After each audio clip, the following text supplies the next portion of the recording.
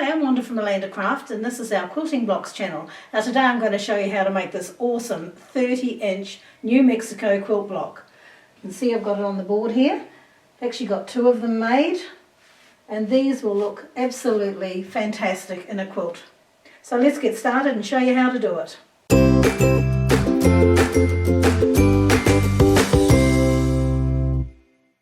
So what you're going to need to make this quilt block are 3 squares in a lighter fabric, and they measure 10 inches, and then you'll want 3 10-inch squares in a darker fabric. Then you'll want 5 6.5-inch squares in a contrasting fabric. Now we also need some strips, though these are 2.5 inches wide by the width of fabric, and you'll want 3 in your light colour and 3 in your dark colour. So the first things we're going to work on are our rail fence block and our checkerboard block. Now to get those, we take our strips of 2.5-inch wide fabric and we just lay them out like this. So we want dark, light, dark, and then we want another 3 that are light, dark, light.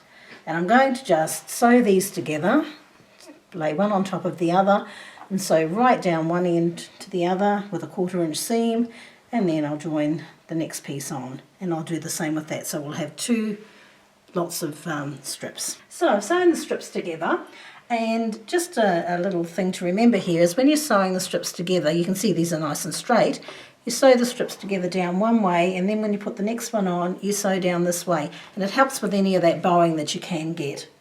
Now I've ironed these, and what I've done is press the seam on the strip with the dark outsides, press that seam facing the outside. On the strip with the light colour to the sides, I've pressed the seam to the insides. Now you'll find out why we do that as we get further in towards constructing this block. So what we're going to do now is we're going to create our rail fence blocks, which are these 4 here. So we need our fabric strip that has the dark side on the outside. Now the first thing you'll do, of course, is trim off your selvages because you don't want those in your quilt.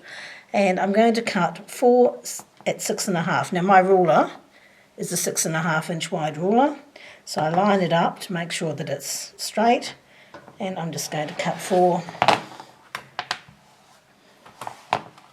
across here. So we've cut our rail fence blocks, and we have 4 of those, and now we're going to work on our checkerboards, and our checkerboard blocks we need 4 of those as well. So as you can see here are our 4 rail fence blocks. So I have the remainder of the strip that we cut those from, and I need to cut 4 at 2.5 inches in width. So I've just got that here. Okay, so I need to go and do another 3, and I'll do that now, and then we'll do the next step. Okay, so I've now cut my 4 strips that I need, and that's them there. Now I take my other piece of fabric that's got the green or the light on the outsides.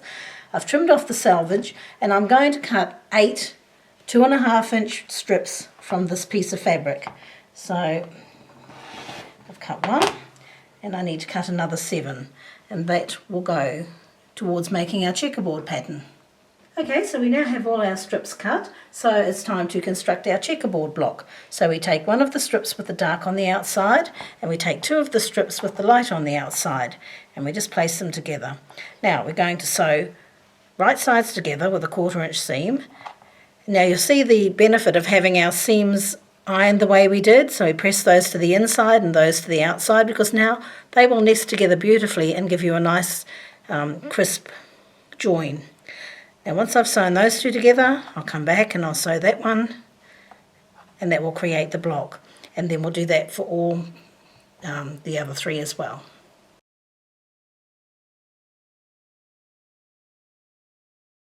Okay, so as you can see, I've finished my checkerboard or 9 patch blocks. So that's all done, and our next step is to do our half square triangles. Now you'll see that this quilt has 3 in each corner. So we'll go and construct those now. Now to do that, we need to take 1 square of light. Now these are our 10-inch squares that we made at the beginning, and 1 square of light. So 1 dark, 1 light. And I'm just going to sew all the way around here. So I'll go and do that now for each of these squares, and then I'll come back and show you what to do next. Okay, so I've sewn my 3 lots of squares together. As you can see here, I've gone all the way around using a 1/4 inch seam. So I'll just pop those two aside for now. And what I'm going to do is take my ruler. I'm just going to line it up from corner to corner. And I'm going to cut. That way. I'll take my ruler and just turn around and come to the other diagonal. Line it up.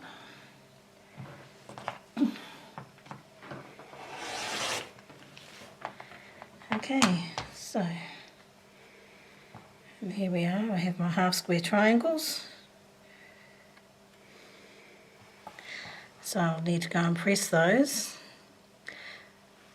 pressing the seam to the dark side, and I'll cut my other two squares exactly the same as I did that one. Alright, so I've now cut all my half square triangles and I've squared them up to 6.5 inches. Now I've done it using my Alpha 6.5 inch ruler, but you can also use your standard ruler. And if you're not sure how to do this, I'll put a link below to our video that tells you how to square up a half square triangle. So what you have now are 12 half square triangles, 4 9-patch blocks, 4 rail fence blocks, and 5 contrasting blocks at 6.5 inches square. So now it's time to lay out our block. So we start in the middle and we take one of our 6.5 inch squares, our contrasting squares, and we just lay our rail fence blocks around. So one on each side, so one there, one there, one there, and one here. So then we bring in our checkerboard or 9-patch square and we just lay those in those corner bits. So 1, 2, 3 and 4, and you'll notice it goes dark, light, dark, so that's what we want. Now we need to put in another of our contrasting squares, so we'll put one there, one down the bottom, one on the other side and one at the top. And now comes our tricky bit. So there will be a photo on the website so that you can get this right. Alright, so we go, let's have a look. I think it's there and there. And this one goes with the dark out to the outside. So you're forming a kind of butterfly with the dark one at the top here. And you're going to do that on all corners, so like that. Form your butterfly and a dark piece to the outside edge. We're nearly there.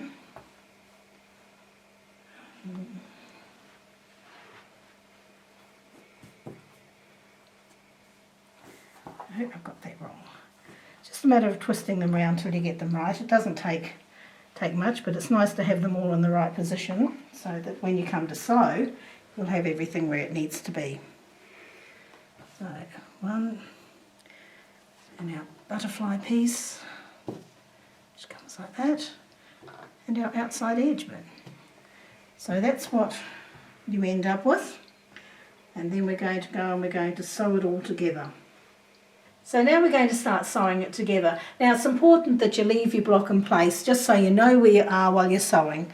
I'm going to sew it together in rows, so I'll start here in this corner and I'll put that on right sides together and sew it with a 1/4 inch seam, and I'll do the same with the 2 blocks at this end, and when I've done that I'll come back and I'll sew both those blocks to the centre block, and I'm going to do that all the way down till all my rows are sewn together.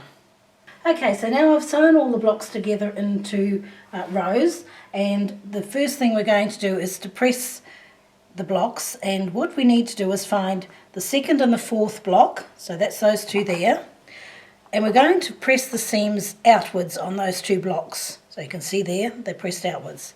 Now on the next row down, we're going to take the 2nd and the 4th block, and we're going to press those seams inwards, in towards the block. On the 3rd row, we'll take the 2nd and the 4th blocks and we'll press our seams outwards.